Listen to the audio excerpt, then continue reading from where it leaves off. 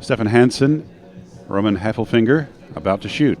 As soon as I get the go signal, which means that the field of play is clear and the DOS is satisfied, safety is in place, here we go in just a moment.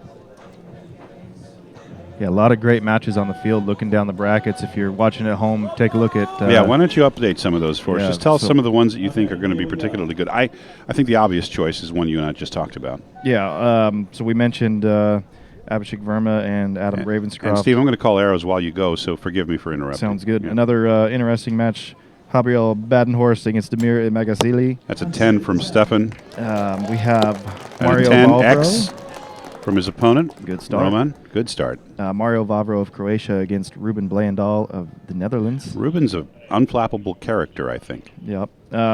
Easily the most exciting match on the field right now, I would say. Peter Elzinga, Mike Schlosser. Which is kind of a coach versus student situation to a degree. A little bit, yeah. Another solid 10 from Stephan and another solid 10 from his opponent. We have another great match with USA's Braden Galantine against India's Rajat Kahun. Now, that won't be an easy one. No, Rajat was a World Cup finalist last year. Yep. Robert Timms. Braden's smart, though. Braden's smart enough not to take that lightly. Yeah, Braden doesn't really take anything lightly. No, he doesn't, does he? He's quite an intense character at times. He is probably the most experienced. And the 10-10-10 for the archer from Switzerland. Great start. Braden's probably the most experienced shooter on the field. Watch for this. If Stephan is on cue here, he'll shoot 3 10s in the size of a dime, an American coin that's very small, but that is out the bottom. Door is open for Roman Haefelfinger of Switzerland to run the board if he so chooses, because Stephan Hansen just showed a crack in the Viking armor. Yeah, takes an early lead, which he absolutely needed to do. Yeah, that's a solid way to rattle your opponent a bit. Yeah, and with Stephan, you give him a lead and he gets some momentum. He's a high energy shooter. Yeah.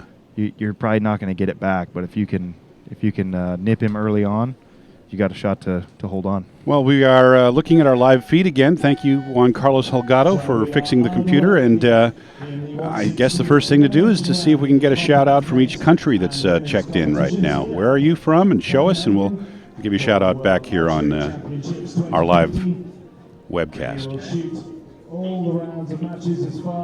Also, we'll be looking for your questions, and we'll be trying to answer those as we go along. If you ask a good question, or even not such a good question, we'll try to give you an answer. Yeah, give us your questions, comments, rude remarks, whatever you have for us. And we may have some special guests lined up this afternoon. You never know what the internet might find. I don't know who might stop by. We haven't lined anything up officially, but we never have a hard time finding people. This is FPS Russia. We are here on YouTube and we are presenting from World Championships.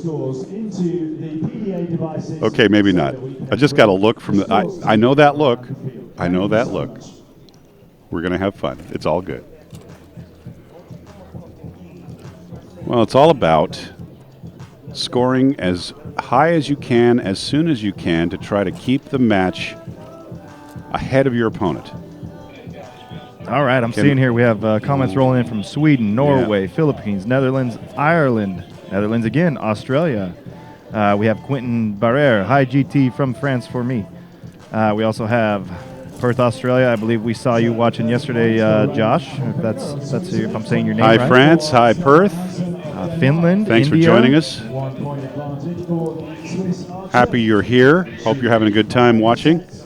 We're certainly having a better time today than yesterday. And most importantly, I saved a chocolate cookie for Juan Carlos. We didn't steal them all. There's a cookie here. It's for you. It's all yours. He's waving us off. He's watching his girlish figure. All right. Quentin says you're better with the real voice. Maybe lay off the FPS Russia. Okay, I don't need that much encouragement. I got it. Let's take a look at what's happening with the ladies right now. World number 1, Sarah Lopez, has a 30, 10-10-10, against Sakineh Gansapur of Iran. Inge van Kaspel of Netherlands also has a 30. So does Yassim Bostan of Turkey. Runa Greideland and Jyothi Venam of India have a draw at 29 points each. Irina Markovic has a 1-point deficit against Toya Cern of Slovenia. Toya started with a 30. Solid shooting. Yeah, good start there for Toya. Yes, and, sir. She's one who I think could go all the way. Absolutely. Alejandra Osquiano of Colombia has a 1-point deficit versus the 2-time world champion Albina Loganova. American archer Crystal Galvin has a 29 to her opponent's 25. Her opponent is Danny Brown, the Paralympic champion. Yeah, and Crystal, top American shooter this year, while her and Jamie Vanetta could fight for that title, but Crystal's been shooting really strong, and I think she's ready and confident for this event. These are conditions that really suit her. She likes a little bit of wind, and she's a good wind shooter. Linda Ochoa trailing by 1 point. Okay, back onto our match right now, and Roman is keeping the pressure up on Stephan. He's got another point up on the board ahead of Stephan. This could be very well playing out the way you might have predicted here, Steve. It's a bit of a trap match, and now at this point... That's an X dead center from Stephan, so he's bearing down a bit perhaps. For Roman... Roman just needs to stay on it. He's got the knife in the back. He's got to... Oh, 9. He's got to keep the foot on the gas, per se. It's a 1-point difference in favor of Roman right now. Stephan can turn this around pretty quickly. And some guys... they get uncomfortable holding the lead, and they start to tighten up a little bit. Sometimes what I try to tell people is you got to be okay with shooting a good score. Sure. It's exciting, and you might have some pressure come on you, but another 10 from Roman. So we call that comfort zone in recurve. I'm sure it's the same thing in compound, is it not? Yeah, you can't be afraid that you might do something cool. I remember the first time I broke 340 at 50 meters with a recurve bow, and I just suddenly the pressure just felt unbearable.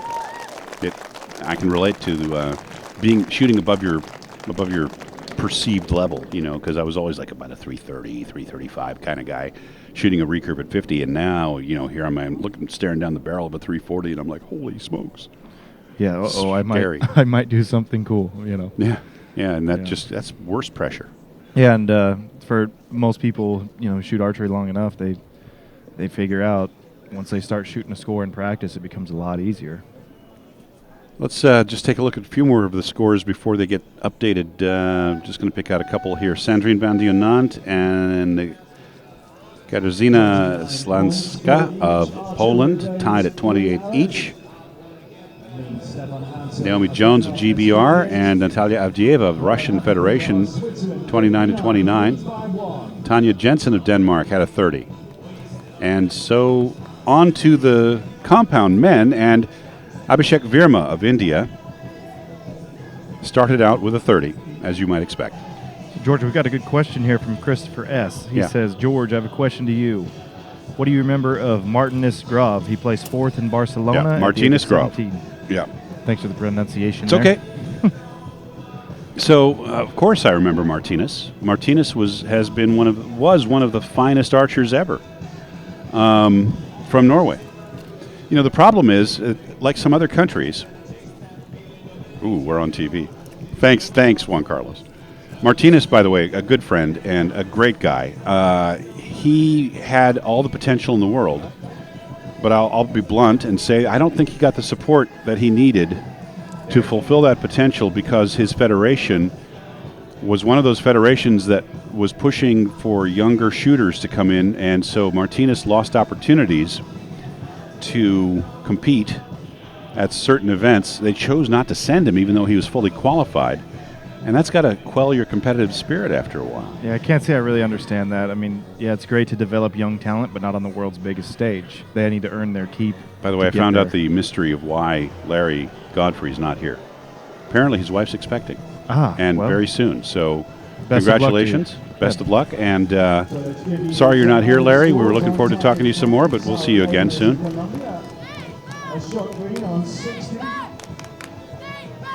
Yeah, we've seen with some countries like Turkey who have yet to really have any podium success, but they're continually getting their archers to the events. They have the full support of their federation. Now, you're talking compound or recurve? I'm talking compound here, from what I'm seeing, and they keep getting better and better every tournament. We've talked about Yassine Boston, who a young shooter. She's been at every event.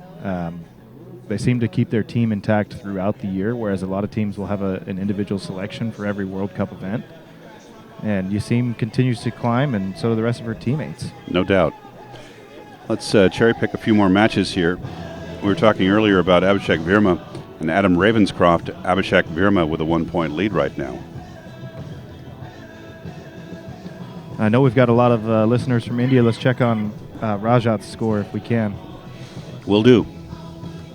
Let's give us a second for it to update. Here we go. 60 points. Dead center. Rajat Chauhan of India. He has that only yields him a 1-point lead over Braden Galantine, though.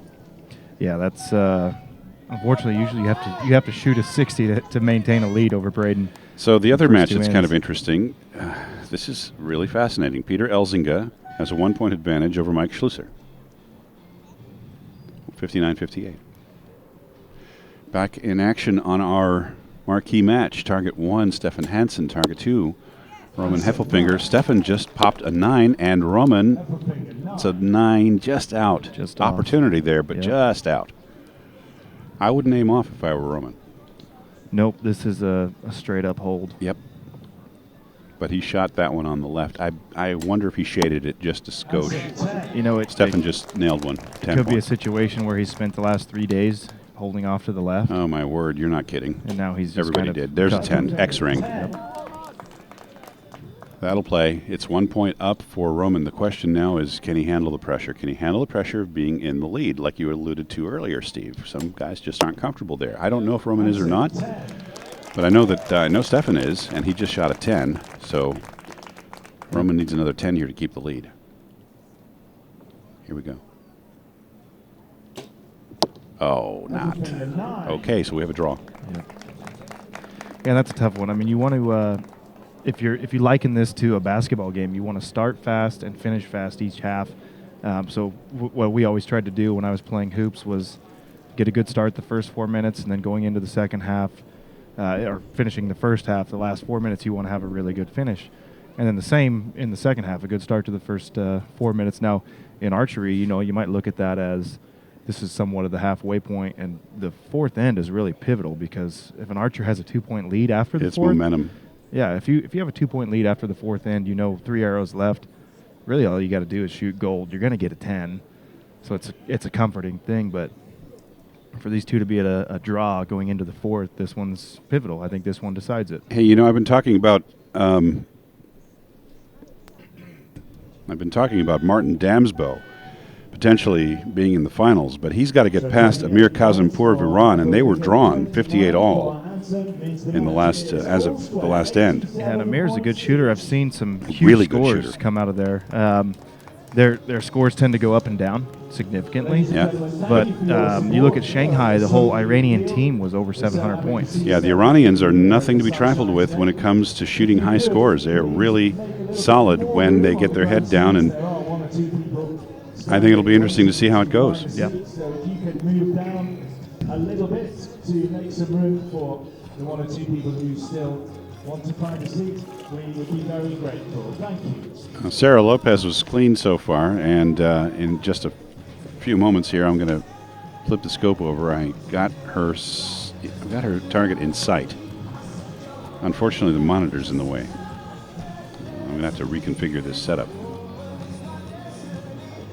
So these two archers in our featured match. That's why I've got binoculars. Hang on a second here. It looks good for her to, you know, I'm thinking that she's got herself a perfect score so far. 90 points, I believe, is what we will see when Sarah Lopez's score gets updated, Steve. Solid. Yeah, talking to Sarah this week, I think, you know, she's got her shooting where it needs to be, technique-wise. She's really embracing the mental side of this, you know. And She looks relaxed, too. Yeah, she's embraced that, the mental side of this, which is so important. She knows how to approach the tournament in a whole. She knows how to approach each end. She's really, I think, almost unbeatable right now. Well, you know, I don't want to curse her with that, but no, but yeah, but you know, let's face it. At this level, if the wind's not blowing, pretty much you're looking at an even match with equipment for the most part. I mean, let's be fair. yeah. And then you're looking at an even match with technique, because most people have technique now. So what is left? That 90% mental game. That's it. And that's everything. Yeah. That's everything. I mean, all these archers, no one's showing up with poor gear. Now, And- hey, 90 points there. I think it might be the only one on the field. And no one's showing up with no one in this round doesn't have the ability to hit 10s. So it really just comes down to mental approach. That's it. 90 points is the only one on the field, except for, wait for it, your roommate, his opponent, Rajat Chauhan. Braden with a 89-90 deficit to Rajat. Rajat's got a 90 going right now, and so does Sarah Lopez. Got another question here. GT and Steve, do you think archery athletes should do more strength and conditioning to combat fatigue across a week-long competition like this?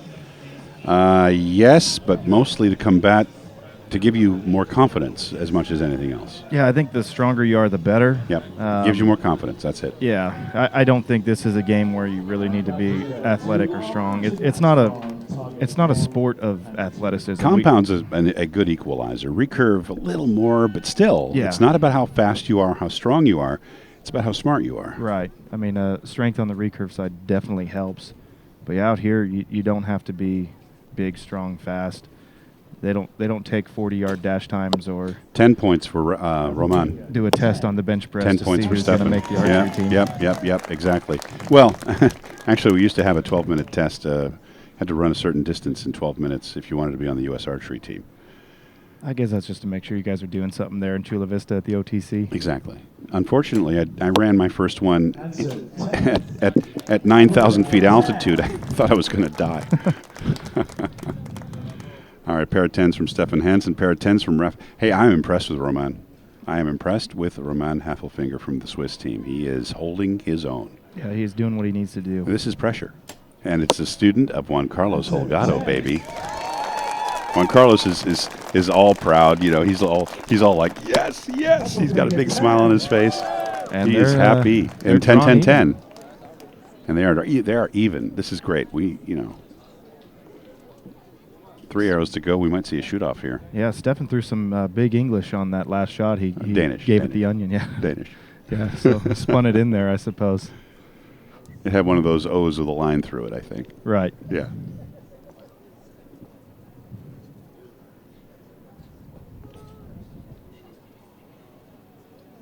If we are hearing the audio feed, we may learn some new words out of Stephan. I don't know how to swear in Danish. So. I don't either. He's a very animated character. He is an animated character. He's like a mini Galantine. They're similar in a lot of ways. Yeah. They both high energy shooters.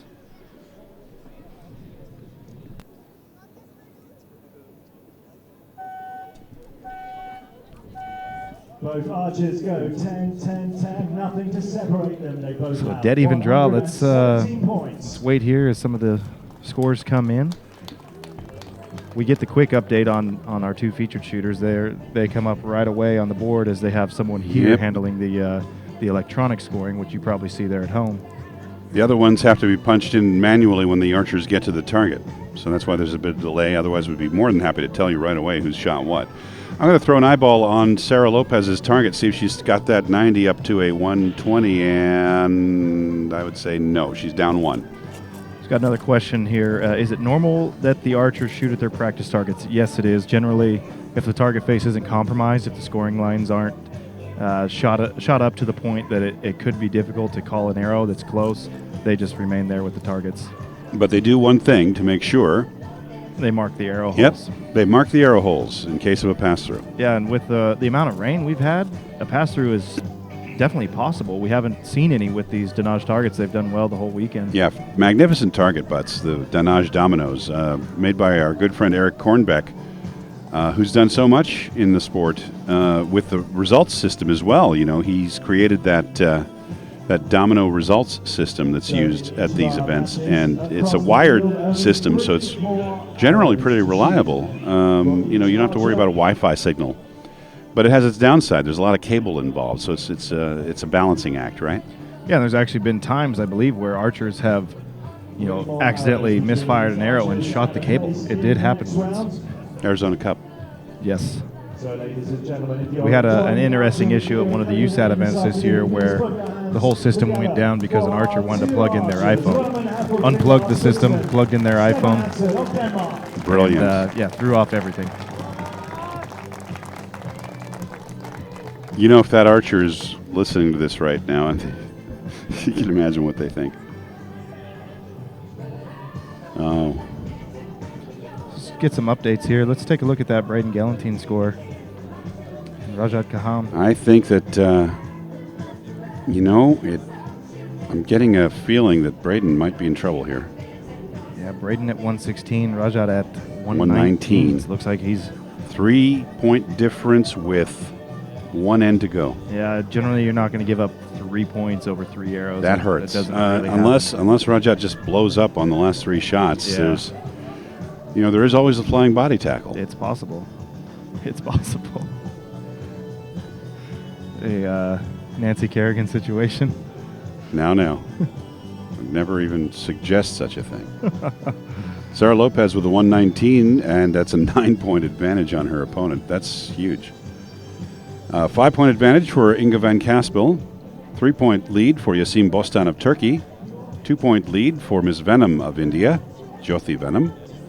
1-point lead for Toya Cern of Slovenia. So that's a close match with Irina Markovic, Steve. Yeah. And we got some more good questions coming in here. Yeah. One I'm seeing here. Where'd I go with that? There's 2 good ones. First one, why is Korea so much ahead in recurve but not in compound? So I'll answer that. How about right after this last end? Yeah, we'll get to that one. This is kind of an exciting end. Okay, that's a 9. Opportunity for Roman. 10. Haefelfinger, 10. Capitalized right there. Here comes Stephan. Stephan's making a side Okay, adjustment. Roman's going to shoot first. Target 2. Yeah, they're both coming to full They're draw. coming to full draw at the same time. This is going to be almost simultaneous. Okay, that's a 10 from Stephan. Here comes Roman. He needs to cut this thing loose strong. 9. And they're even against Tied Stephan. score, final arrow. Stephan made another side adjustment even after shooting the 10. Tied score, final arrow. This is everything we want on our featured Yeah, match. I know. I can't take the pressure.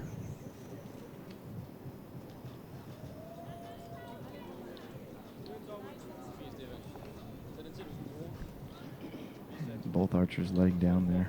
They're waiting. Looks like Well, they're I not guess waiting they're- for the wind. yeah. They're just, you know what they are. they're thinking things through. 50 seconds on the clock. 48. 45. 40 seconds left. Stephan with a 10. Oh, Roman with an 8. Stephan Hansen does it. Stephan Hansen does it. Pressure got to Roman there. And it didn't get to Stephan. He finished the way he should. That was magnificent competition. Yep. Right down to the last arrow. Both of these guys should be proud, but I know that Roman's got to be really disappointed with that last He's shot. got to be bummed. That was he had the opportunity there. Ouch, ouch, ouch. But hey, Stephan came through in a pinch, huh?